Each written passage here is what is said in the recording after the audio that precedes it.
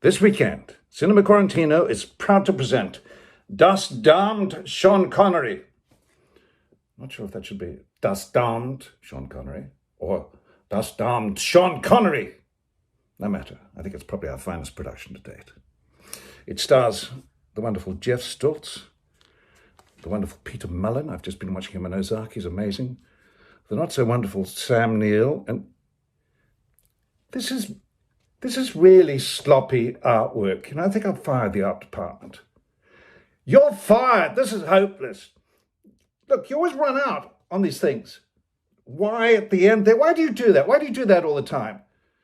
Then again, I am the art department, so that's awkward. Get stuffed. This is the size of paper you give me. I've got no budget. I'm not a trained artist. What do you expect? Artists.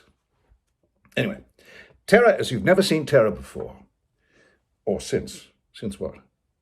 No matter. Actually, it's not a thriller. It's a comedy. It's a comedy, you idiot!